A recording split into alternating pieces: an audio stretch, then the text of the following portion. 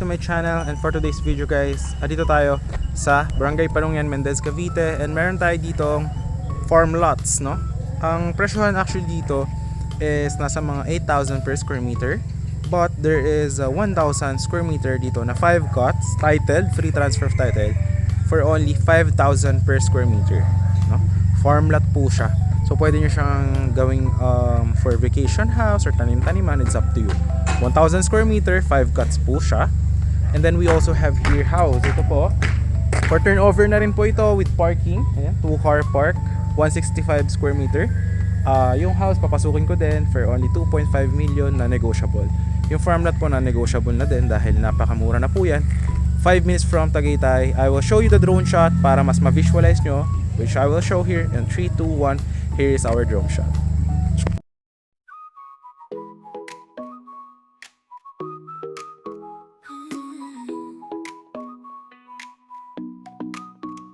어느 날 그대와 함께한 시간들 햇살 속에 반짝이는 그대의 미소 눈을 감아도 떠오르는 그 순간 우리의 발자국은 영원히 남아 달콤한 추억 그대 만나 시간이 멈춘 듯한 그날들 그리움 속에 피어나는 사랑 우리의 마음속에 영원히 남아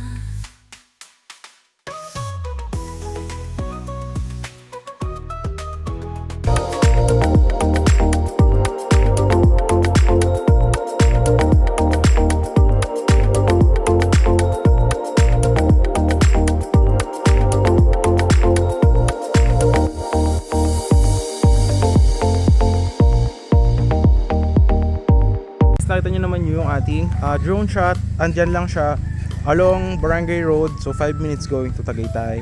Andyan yung boundary, andyan na talaga 520 meters above sea level. Tapos ang maganda rito guys, ito pong concrete road na to, kung nakita nyo sa drone shot, there is a proposed plan na po ko-connect pa tong kalsada na to dun sa kabilang Barangay Road para hindi na po kayo dadaan dito sa mga bahayan dito. So maluwag po yung Barangay Road doon. So ito pong ating roads is 5 to 6 meters wide. So kasya po ang 2 car. Ito po yung car ko. Ayan. So nakita nyo naman sa drone shot kung nasan yung mga farm lots. Andun po yung 1,000 square meter. This one for only 2.5 million. Ito. Tapos yung house dito 3 million. Ayan. Ready for turnover na din. Free transfer of title. Tapos yung katabi 5 million. Ayan. So tara, pasukin muna natin tong 2.5M na house. Ito yung kanyang magiging car garage, no? Sementohan din po yan. Okay. Pasok tayo para mas makita nyo. Okay. Ito pala guys, meron siya dito.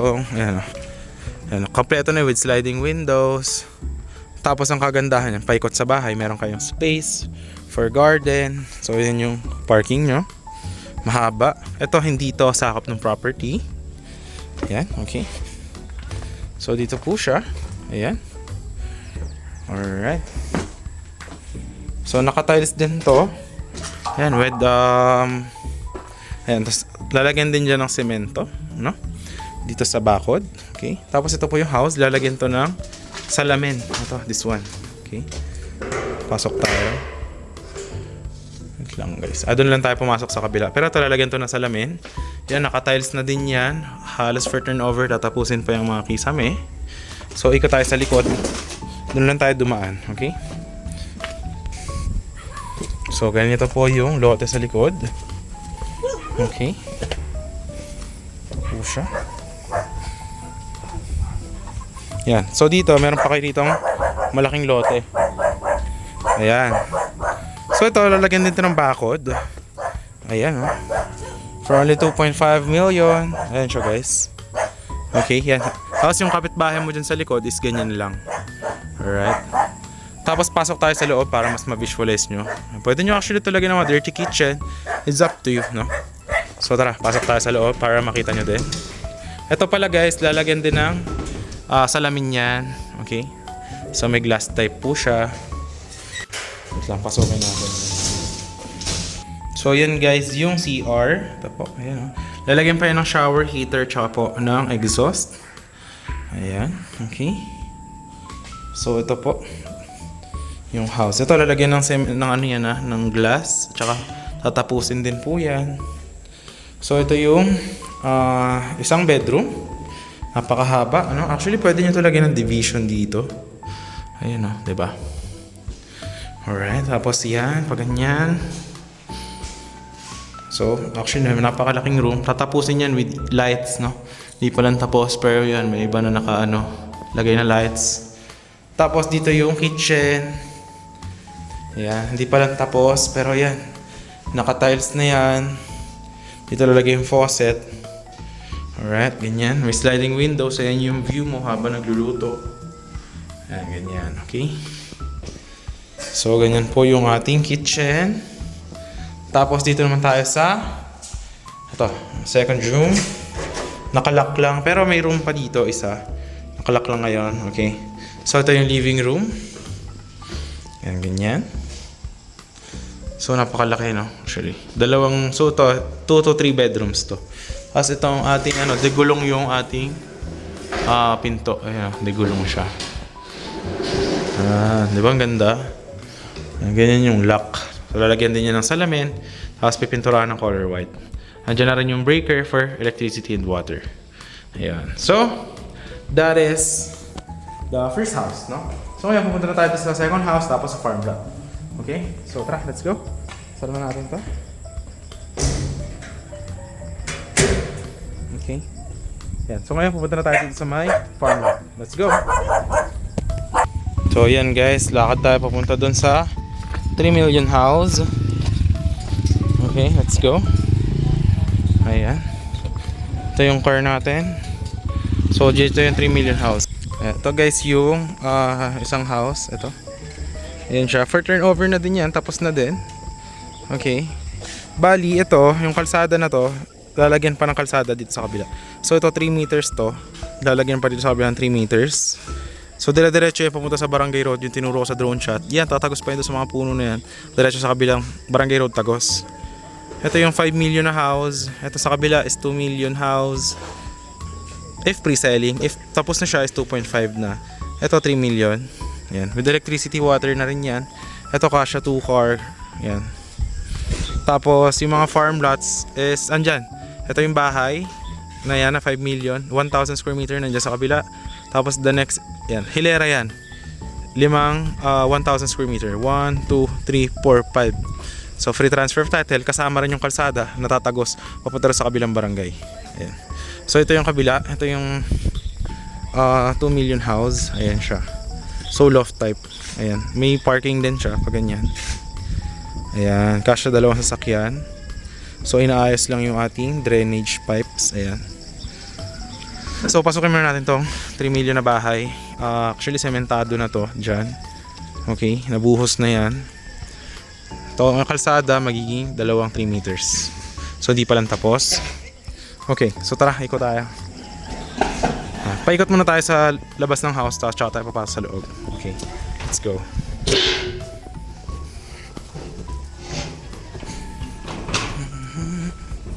Ayan, ito po yung sa likod. Ayan. Alright, napakalaki, no? Actually, yan, no? Maganda rito, may privacy ka, no? So, if you want a dirty kitchen or pool, it's up to you. But yan, for turnover na to. May kuryente na to, may tubig din. Ayan, so it's up to you kung anong gusto nyo gawin sa property. So, yan. Ito yung pasukan dito sa likod. Ayan, no? Ayan, papunta dito sa kabila. Ayan yung kitchen. Ayan, mamaya.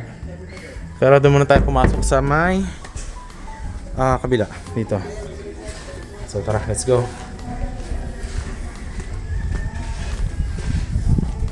Ang lamig guys. Ang lamig dito. Alas 2 pa lang yan. May drainage na din to lahat. Ayan siya. So pasok tayo dito sa bahay na to. Okay. Yan, meron kayo rito ang balcony. Diba? Ito yung view. Ito yung view nyo sa labas. Nandiyan yung mga sasakyan. Diba? Ganda. Tapos yung farm lot nandyan lang sa kabila. 1,000 square meter yan. Sa kabila, tapos sa kabila, tapos sa kabila. Tapos itong kalsada, yan, tutuloy-tuloy hanggang dyan. It's up to you if anong gusto nyo gawin sa farm lot. 5,000 square meter, free transfer of title. So, pasok tayo sa loob.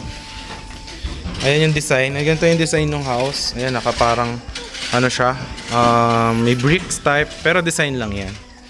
So ito yung door, ganito. May salamin siya. Ganyan din yung magiging itsura ng kabilang house, yung ginagawa doon. Naka-glass type.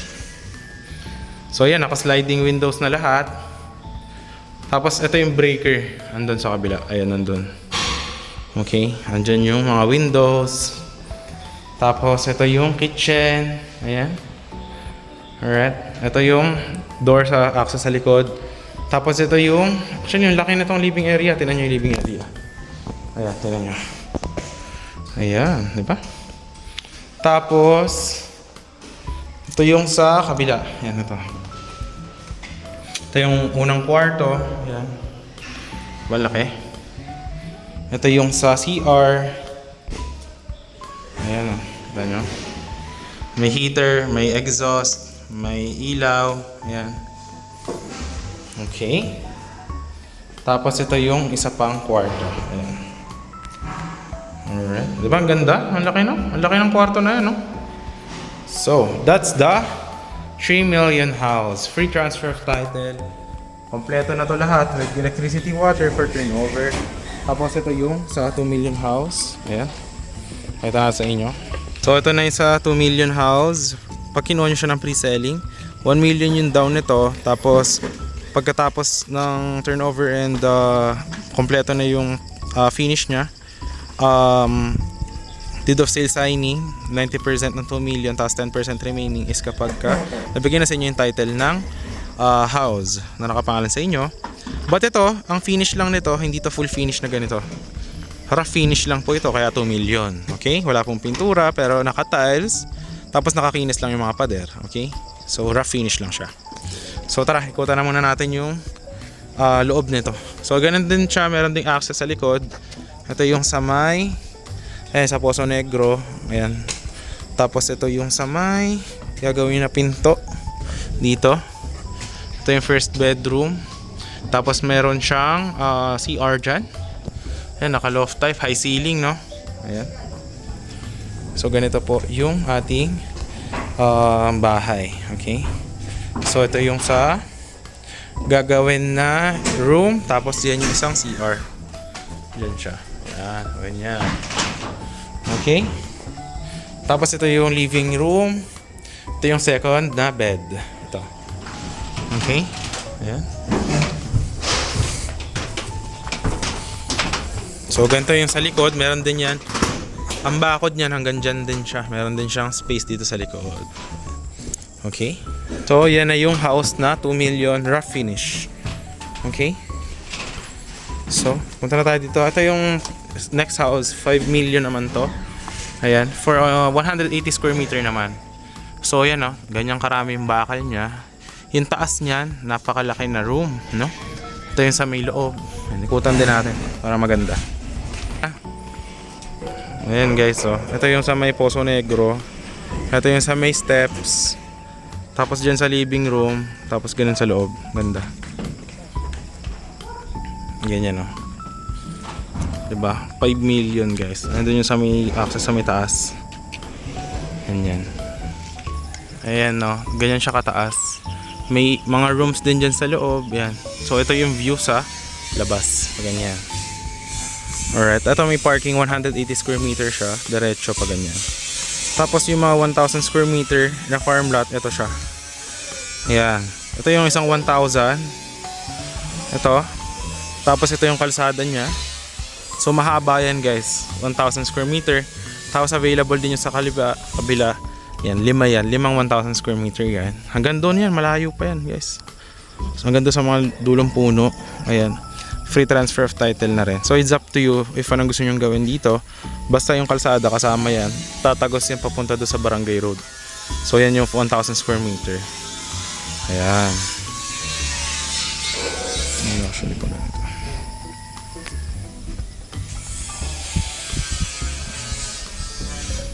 Okay. Maganda dyan guys, mataba yung lupa nya. Ayan, marami mga saging.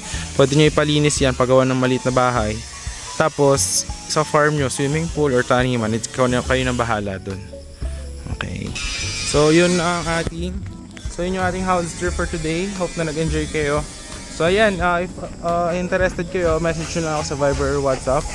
So yun, para ma-assist ko kayo. And yun, makakuha kayo ng dream property nyo na malamig yung weather, just 5 minutes from Tagaytay. Yun lang guys, thanks for watching. See you in the next vlog.